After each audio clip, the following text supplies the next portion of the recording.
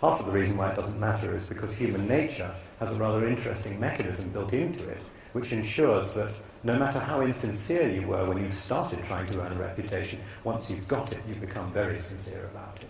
And I've seen this over and over again, corporations lying themselves into a wonderful reputation for greenery or for social responsibility. Absolutely no authenticity in the gesture whatsoever. But the moment they start to experience the sensation of being respected for that quality, boy, do they start to treasure it. And they start to hang on to it for dear life. It makes them good.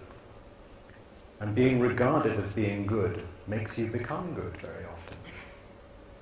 God built in some of these mechanisms into human nature which save us from being utterly damned. And I think what we're beginning to see now in the NBI and various other larger scale analyses of global behaviour is that the same people who, as a consequence of corporate social responsibility, will not buy Reebok shoes because they believe they're made by children working in sweatshops in Thailand, will also not want to go on holiday in Poland because they don't like the Polish government's stance on homosexuality. And why wouldn't it be so? It's the same consumers exercising the same moral and ethical values on countries as they do on companies. And I think that that's very exciting.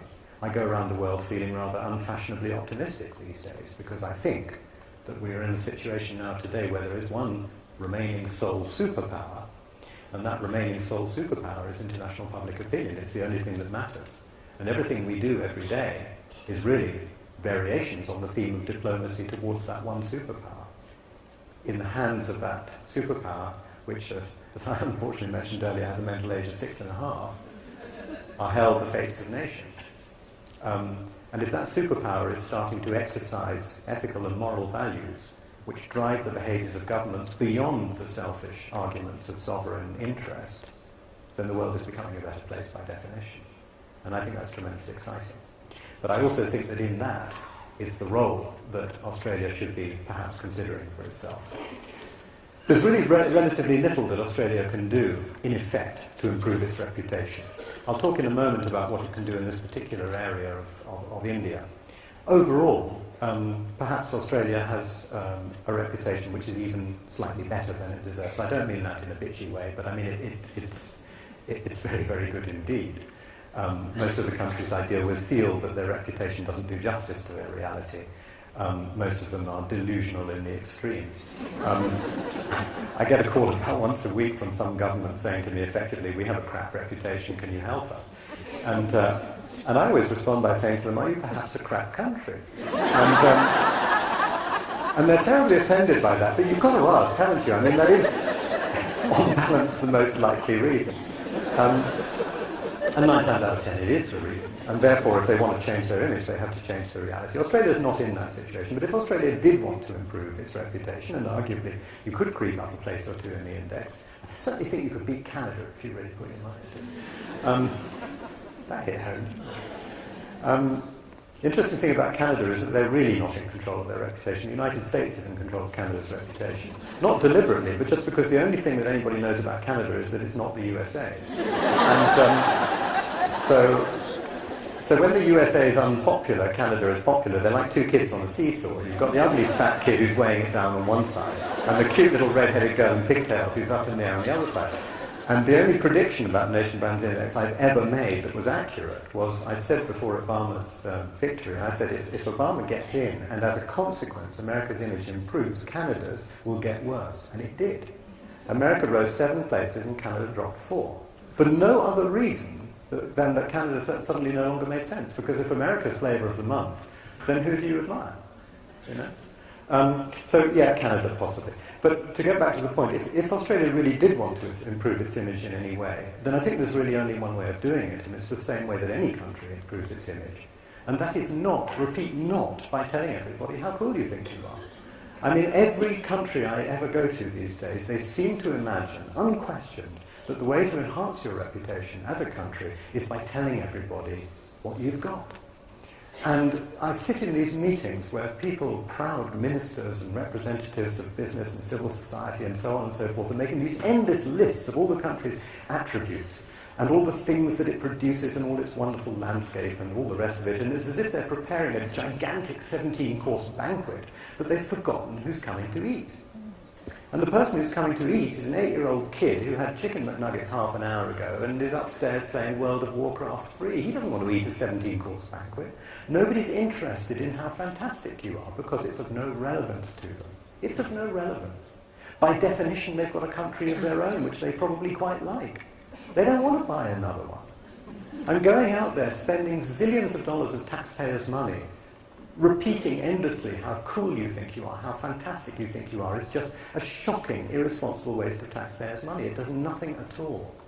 There is only one thing that can make people admire a country, and that is if the country proves itself to have some relevance. The question which I'm constantly being asked by governments is, what can we say to make ourselves famous? And it's the dumbest question on earth. There's nothing you can say to make yourselves more famous. The only question that makes any sense is, what can we do to make ourselves relevant? Relevant? How can you make yourself useful around the place? If the hand of God should accidentally... I'm a bit religious today, I'm sorry about that. It must have been the welcoming ceremony that made me feel spiritual. If the hand of God should accidentally slip tomorrow on the celestial keyboard, heaven forbid, and delete Australia, who would notice and who would mind and why? These are the questions that one has to ask. Not, are we prouder of our red wine or our white wine? But what's Australia done for the world today? What's Australia for? That's the question. What's Australia for? In the world of globalisation, the age of globalisation, countries need to know what they're for. And I wonder if Australia really has an answer to that question.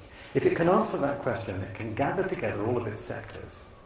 The sectors like education, but also tourism, investment, private sector, and civil society, and they can all get together and they can say, we agree on what Australia is for and we're going to do it. Then the reputation is... It happens. You don't have to think about it. And not thinking about it is the way to approach it. I'm always very concerned by governments who think about their reputation. In the same way that you or I would be concerned by a person who thinks about their reputation. There's something fundamentally dodgy about that, isn't there? I mean, you know, your reputation is earned. Socrates was the person who understood nation branding best. He said, the way to achieve a better reputation is to endeavour to be what you desire to appear. Now, your brain can catch fire if you spend too long trying to figure that one out, but what he's basically saying is, you will be judged by what you do, not by what you say about yourself. So here's the thing. This is a game I often play with governments. Write down on the back of an envelope 25 things that you think matter to everybody everywhere.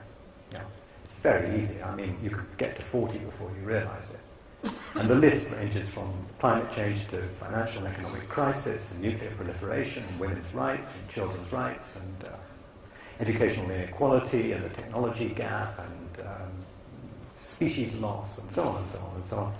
And a few things begin to occur to you as you look at this list. The first thing, of course, is that they are all shared. They are all borderless. They're not things that only you care about. So the question then is simply, which one of these, or which ones of these, can we, as Australia, or whichever country it is, really hope to make a difference? Where can we really move the needle? Where can we demonstrate a contribution? And then you go ahead and you do it. And the way that you do it is with real substance, but periodically symbolic actions. Symbolic actions are particularly attractive, striking, if you want to be cynical about it, media-friendly policies that get the message across. Do you know that when the Kevin Rudd government made their announcement about the carbon reduction policy that they were putting in place, Australia's ranking on the environment leapt up 3 places. There can be movement in this index if symbolic actions are performed. When the Irish government decided a few years ago that they were going to abolish personal income tax for anybody who could prove that they were a poet, that was a symbolic action.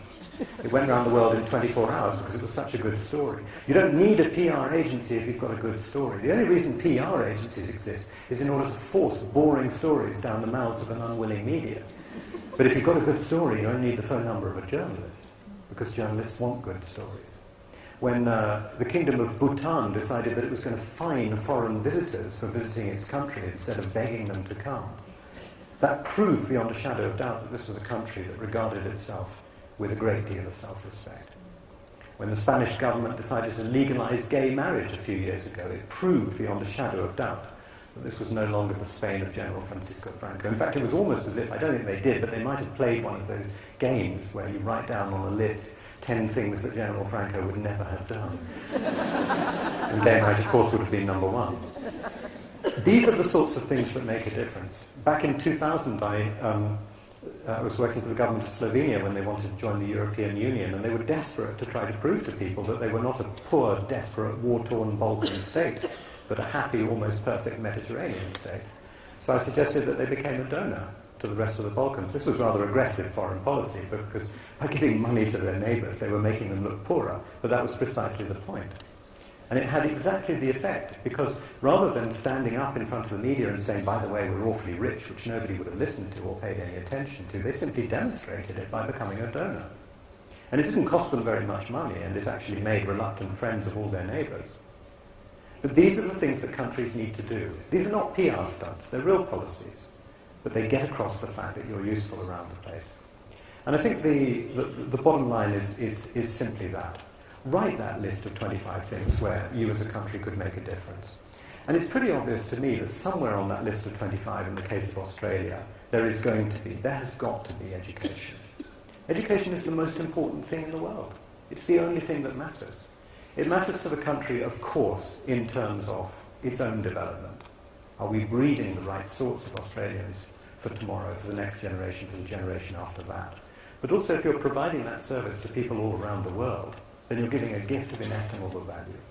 And I know this is fancy, highfalutin talk, but it doesn't harm to remind ourselves of that every now and again. I have a suggestion which I'd like to make.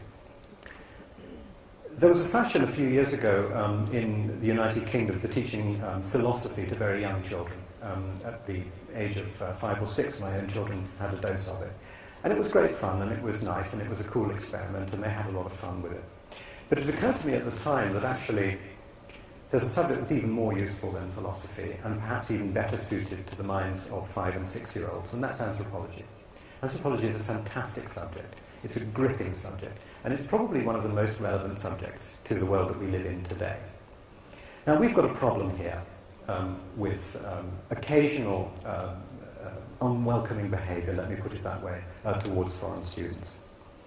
I think a society that recognises that it is multicultural, and a society that recognises that it's living in an enormously rich and complex global environment, needs to reflect that in the way that it brings up its children.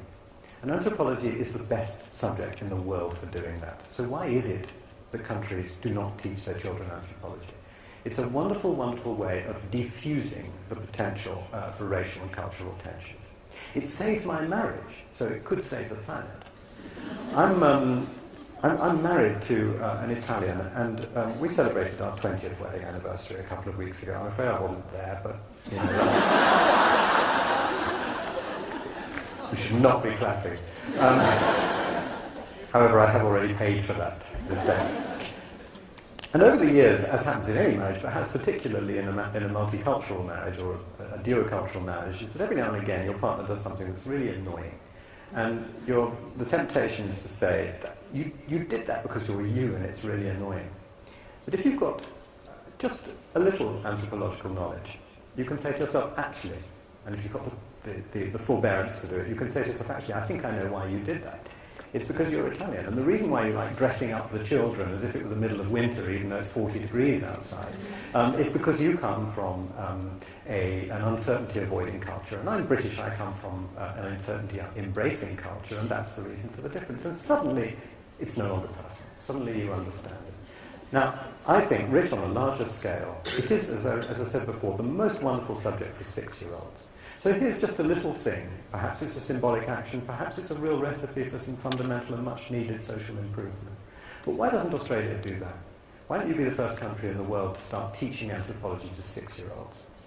At the very least, it can show your intentions and it can gain you a little bit of publicity of the right sort. But at the most, you may be creating the very, very, very first generation of truly global citizens. And then you'll find the reputation comes automatically. Thank you so much for your attention.